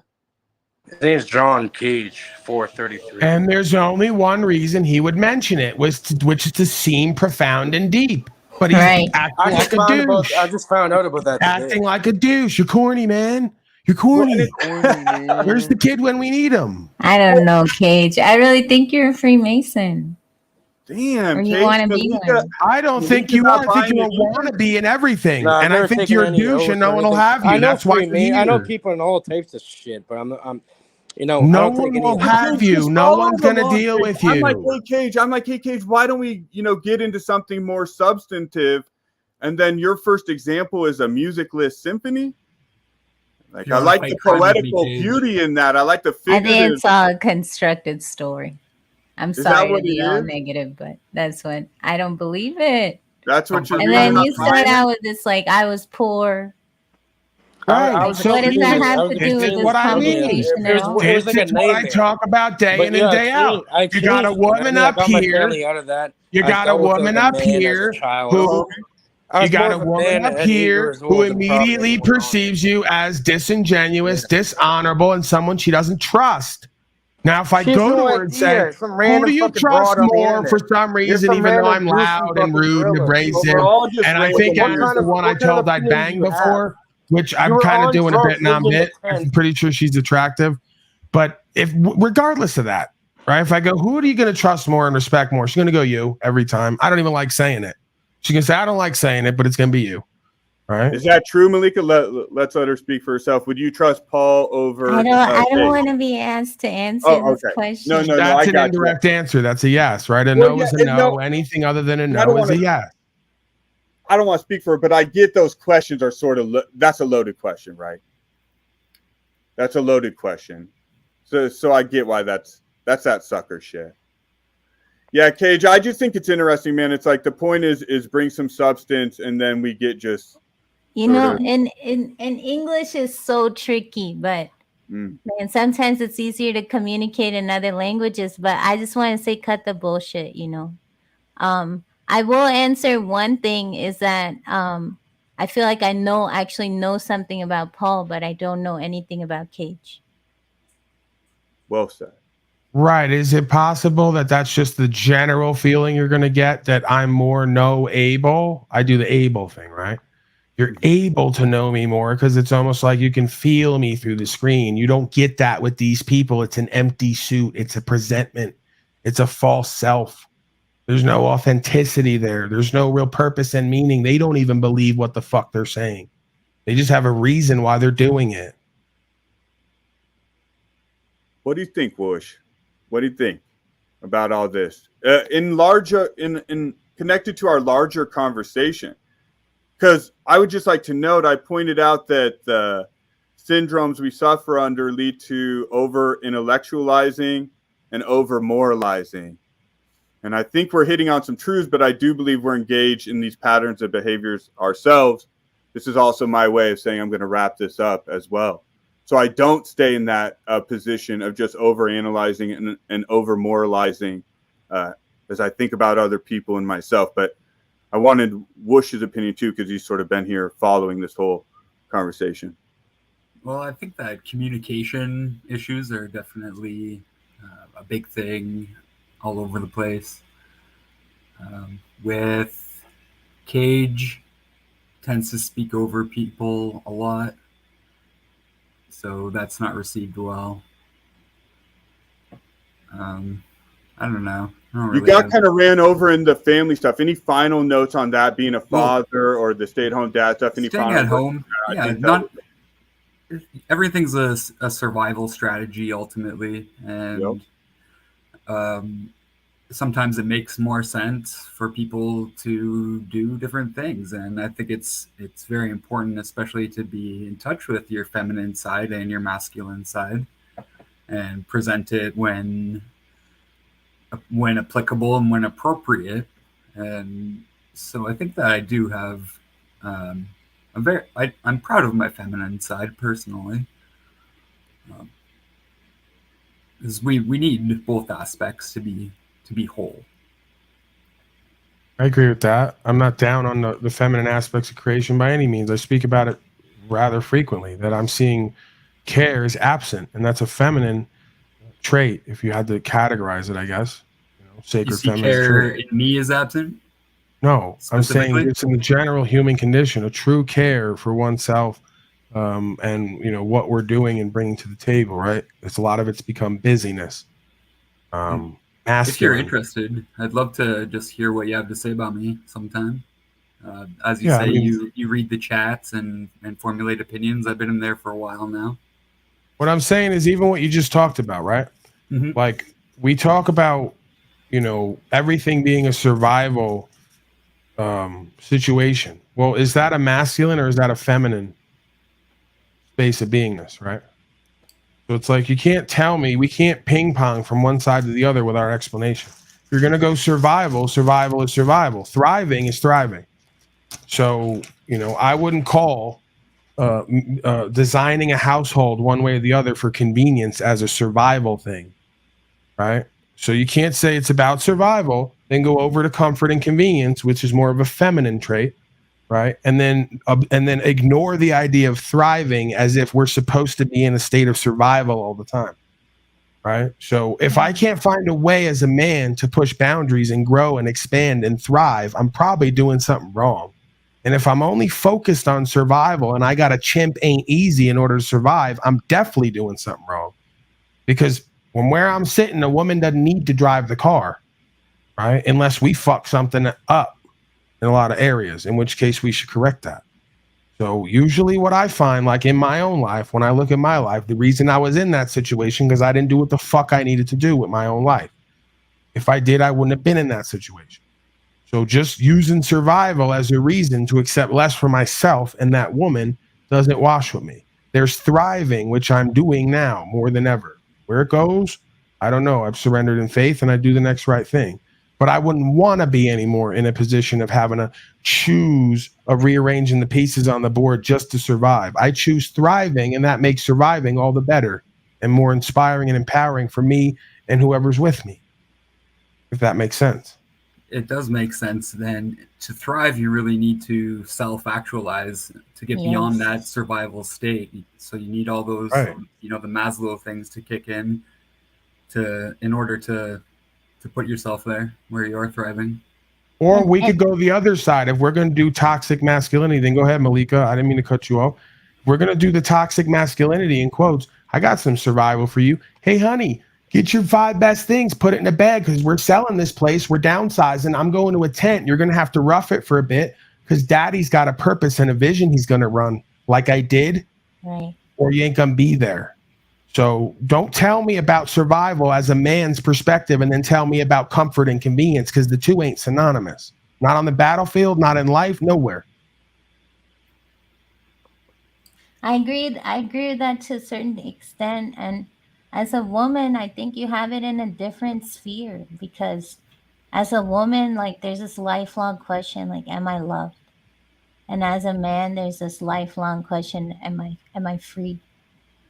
And like that's a spiritual battlefield in itself, and it has its own demons from a woman's perspective. But sometimes you don't have a man, and then you have to sort of love yourself as if you did, and then something comes into your orbit that wasn't there before, and life changes. And the You point I'm just can I making here just is can like you you, have to live it before the money can flow into the bank or the experience can come in.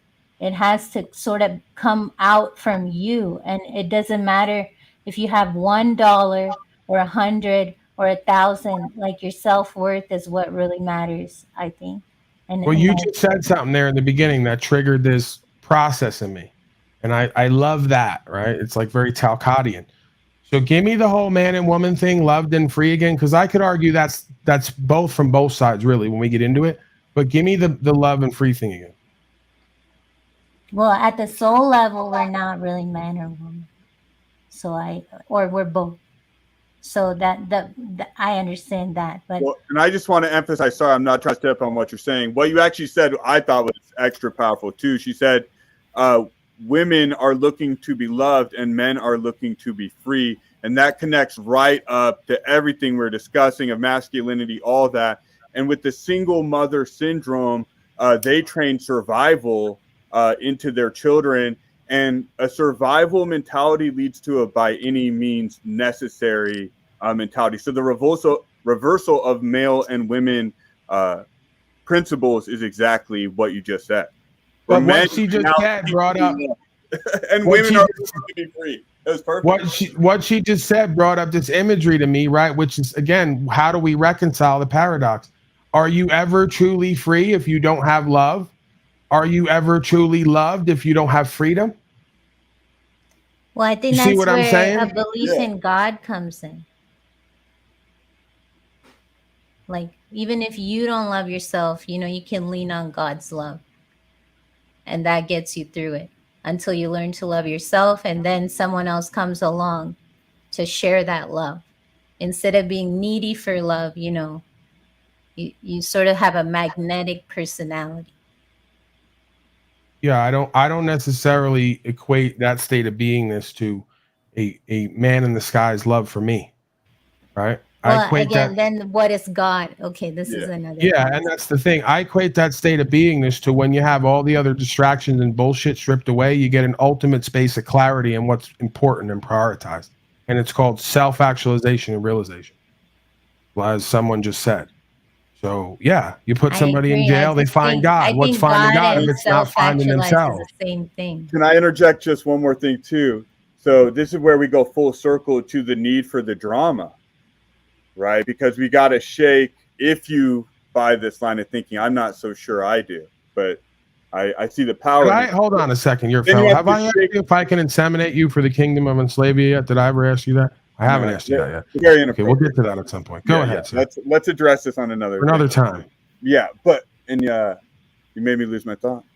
That awkward. You want me to inseminate you for the kingdom of Unslaved? You're a person. It's very awkward. No, the whole thing. I thought that's what you said. What did you ask to inseminate my wife for me? I had some weird. He really threw you off. I lost your wife got thrown into this. Oh, the purpose in the drama. No, I'm thinking about inseminating. You got me on my favorite subject. The need for the drama. The need for the drama. The need for the drama is to shake people off their ego so that they turn to God. To long story short, the fucking point I was trying to make. Right. And we see that process over and over again. It was through the drama with you and I that false yurt person got killed off and truer yurt came through. Truer self is a truer connection with whatever you want to call that force to be. So we need the drama and the controversy because it leads to conversation. The root is conversion. It's the same thing in my mind, unless I'm doing my own Webster's etymology, Paulie's etymology. And when it comes to this love concept, I think it's relative to the concept of the glass that's half empty. Once you find that love, the cup is full and now it's overflowing. And that cup that's overflowing always attracts a cup that needs to be filled. Until it knows its own worth. Yo, this could go on all day and we're right at the moment. But I got to put these things into practice, right, for myself and things I have to accomplish. In this great conversation, man, I hate doing this. So I feel weird, not to make it weird there, guys. It's like, force an abrupt stop here, but it could. Yeah, no, I got to get a broadcast together anyway. So I'm going to leave, take all the energy and air out of the room as I always do, leave you with little to nothing, pretty much juggling balls that one of them's going to hit the ground. You can't keep them up. Right? I love that process. So I'm going to do that now, and I'll see you later. You know what I love? Not exactly abrupt. You've been saying for a while that you wanted to end the show. No, I know. It just felt in the moment. It felt in the moment abrupt. Well, it's because I'm truly enjoying what I'm doing, so it feels abrupt to me that I'm like, oh, I'm engaged, in that space, and I'm like, fuck it, we're out of here. But you know what's good about Paul? He's always just a link away, right, friends? You all know this. At this point, you're all panel walkers of the highest caliber. Sean, could we get a little more drama bonding on the OTW debacle this morning? Just from another thing. I'm fucking around. That was a joke. I didn't catch any of his show. I was joking. That was a joke. A bit non-bit. I don't care at all. I'm gonna turn off this thing and just forget all about it. But anyone have final thoughts, final words, so it's not so awkward or abrupt? Yeah, I would like to see a conversation between Nachikita and Annapurna. I brought it up to Nachikita last night on the show, and I'd like to hear them chop it up, I guess, into what they know on. I'm sure they'll touch on the Eastern traditions and practices and whatnot, and studies that they've acquired. I'd like to talk to him more too. He seems super interesting and has a cool life story, and he brings a good perspective here too, sort of a balance. Are you familiar with Nachiketa? I think I've seen him on a thumbnail. I'm sorry, that's it. But I'd be happy to talk. Yeah, cool. I think we did something good today, despite everything. I think the conversation did go some good places. Yeah. And my only thing is, all along, in this sort of a militaristic school of thought that you suffer to learn, I had, in my life, I've had to walk through a gutter or a sewer type area once or twice. And I learned a valuable lesson or two, but I didn't have to keep doing it, and then eventually the stench became unbearable. So there's other ways to learn too. That's the only thing I'm saying. And no matter how much programming has been put into us with the drama stuff, I think there's a whole different level. I don't think we even know what music really is. We don't know who men and women really are. And in our full potential, we don't know what a human lifespan looks like, or health and vitality. These things that we talk about and go around in circles, I don't think we even really know, because we live in survival.